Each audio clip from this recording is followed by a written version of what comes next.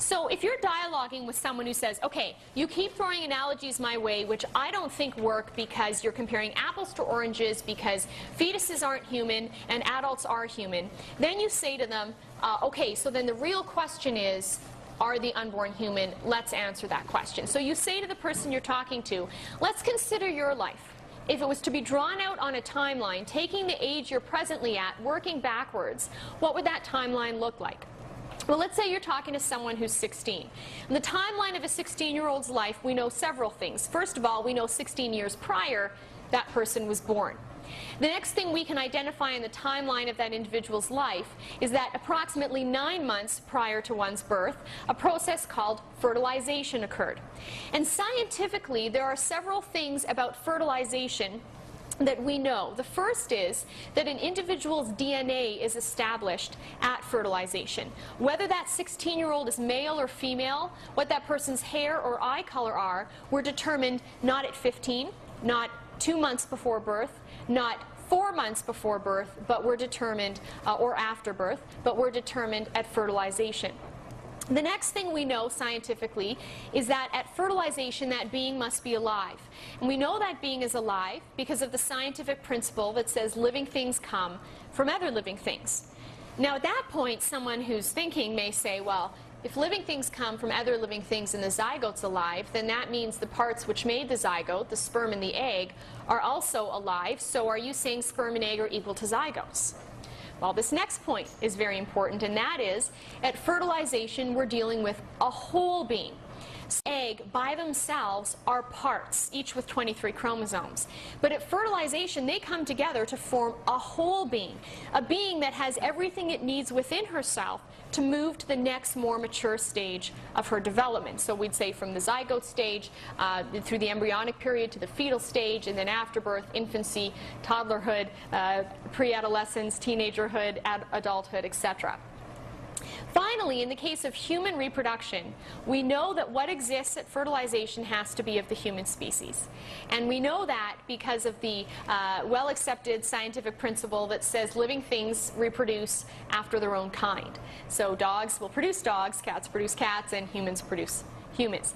And when I have gone through those 4 basic points with people, even those who are debating abortion with me concede that that makes sense, that that's basic biology. They don't need a university embryology textbook to understand that. It's in the basic high school textbooks that that's how life begins and the basics of that individual life at fertilization. Now, if we know that scientifically, why is there a debate? Why are there people who will say we may kill the unborn for reasons we never kill the born? And this is where we get to the issue of personhood that Mark talked about. What happens in the abortion debate all too often is that people take the concept of human and person, which Mark rightly pointed out should be used interchangeably, and they divorce the two, treating them as 2 separate things. They say a human is what we know scientifically, but a person is much, much more than simply your biology. And so what those individuals will do is they will begin to look at the unborn in comparison to the born. And they will say, you know, there are some pretty significant differences in the appearance and abilities of unborn life versus born life. And because of those differences in appearance and ability, the unborn are not persons, even if they're human, but the born are both human and persons. That's why we may kill the unborn and we may not kill the born. So if you begin to engage that person in discussion as to what those differences are, essentially any difference you hear about will fall into one of 4 categories. The first one is size. Indeed, the unborn are smaller than the born.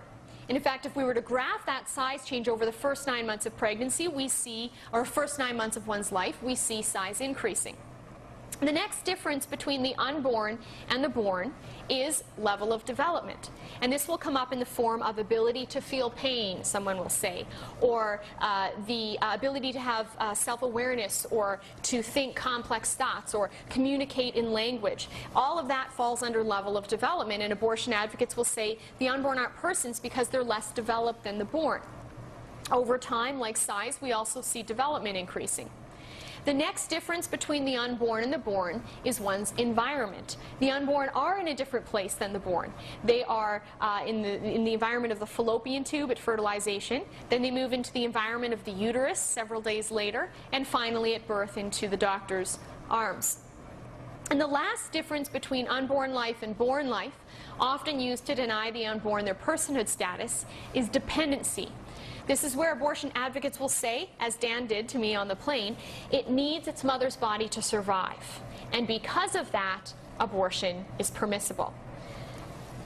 Over that 9-month period, however, we see dependency is something that decreases. The unborn are very dependent on their mother's body early in pregnancy, but as the pregnancy progresses, children have been born premature and survived without their mother's bodies.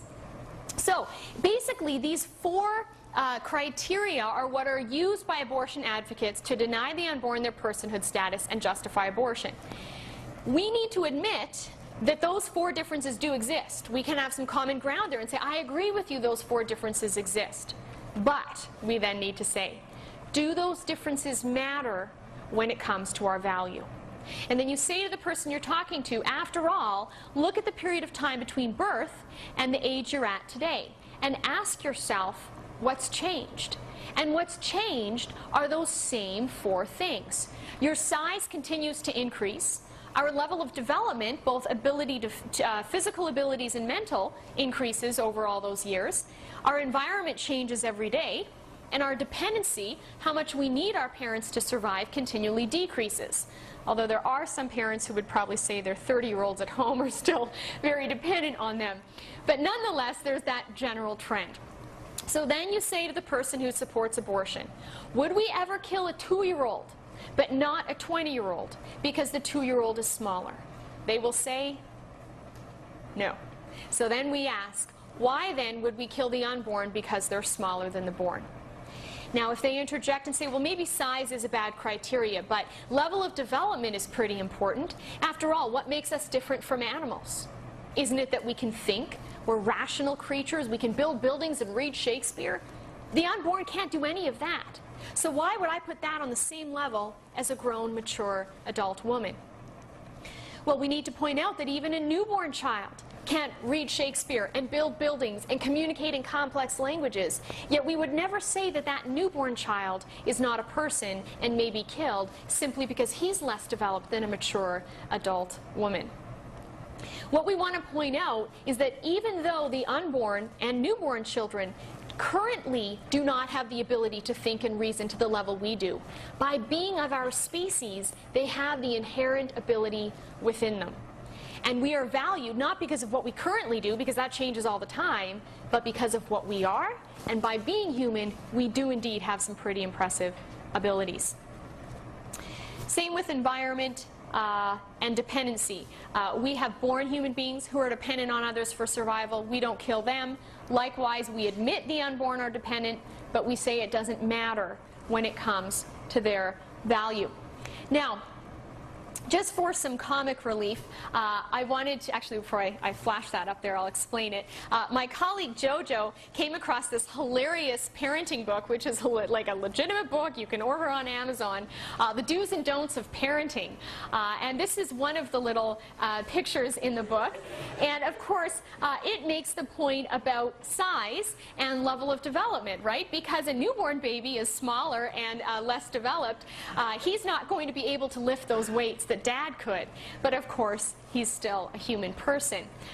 Then there's this one, and clearly there are certain activities we don't do with our children because of their immature intellectual development, but they are still persons. And then of course there's this last picture, how to introduce your baby to pets. Clearly, a child can survive in the environment of his father's arms, but not the environment of his father's fish bowl. So, nonetheless, the child is a human person. As we look between the differences between the unborn and the born, the same differences between a 2-year-old and a 20-year-old, both of whom are born, what becomes clear is that the reason the unborn are smaller and the reason 2-year-olds are less developed in comparison to 16-year-olds is that less time has passed for those who are younger. And of course time is reflected in our age. And so the question you can then ask the person you're talking to once you've drawn this out for them is this: do those of us who are older have a right to kill those who are younger? Do those of us who are older have a right to kill those who are younger? Racism is discrimination based on skin color. Sexism is discrimination based on sex. And ageism is discrimination based on age. And if we were to distill it down to one issue, I would say abortion is a matter of discriminating against people simply based on their age.